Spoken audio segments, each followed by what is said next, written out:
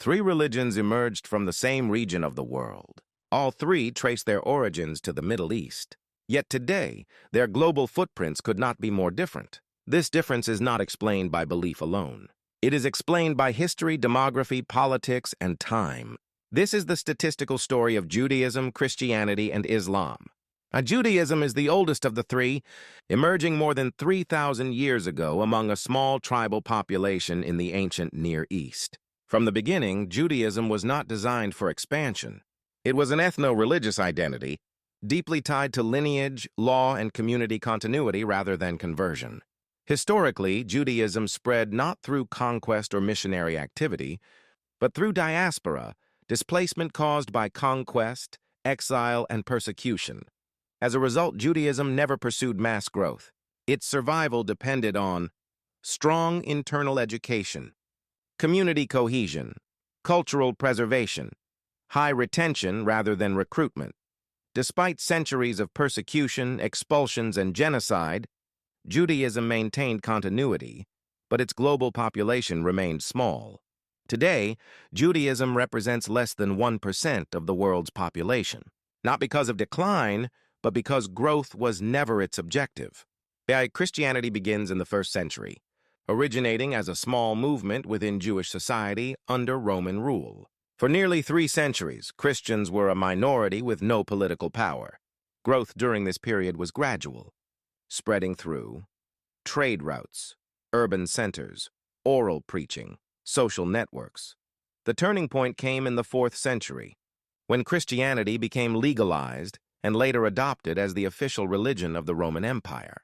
From that moment forward, Christianity's growth became tied to state power. As European empires expanded, Christianity spread globally through colonization, missionary institutions, education systems, political authority.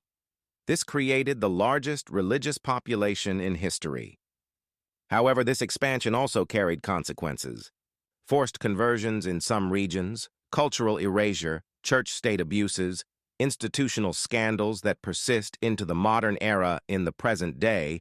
Christianity grows mainly through birth rates in Africa and Latin America, while facing decline in Europe and North America, driven by secularization and loss of institutional trust. Islam emerges in the 7th century in the Arabian Peninsula. Unlike Christianity, Islam begins as both a religious and political system from its earliest phase. Early expansion was rapid, driven by military conquest, administrative governance, trade networks, legal uniformity. However, conversion itself was often gradual. Many conquered regions remained majority non-Muslim for centuries. Large-scale conversion occurred over time through social integration, economic incentives, intermarriage, cultural adoption. Islam spread across the Middle East, North Africa, Central Asia, South Asia, and Southeast Asia, often adapting to local cultures rather than replacing them. Notably, the largest Muslim population today is in Indonesia, where Islam spread primarily through trade, not conquest.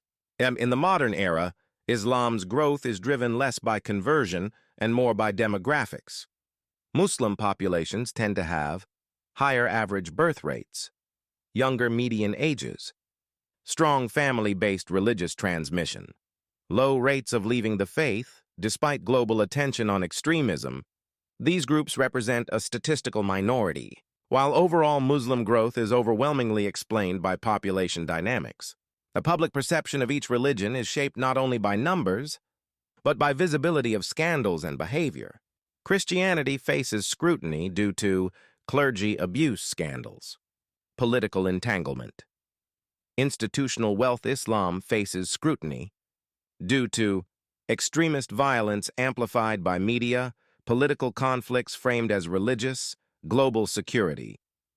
Narratives. Judaism, despite its small size, faces persistent anti-Semitism, disproportionate targeting, conspiracy theories disconnected from demographic reality. Yet all three traditions also maintain extensive charitable networks, educational institutions, social cohesion mechanisms, cultural influence far beyond their numbers. The data shows something often ignored. Religions do not grow primarily because they are better, worse, violent, or peaceful. They grow, or remain small, because of whether they seek converts, whether they are tied to state power, birth rates and age structure, retention across generations, historical circumstance. Not mythology. Judaism survives through continuity. Christianity expanded through empire. Islam grows through demographics. The numbers tell the story, even when emotions try to rewrite it.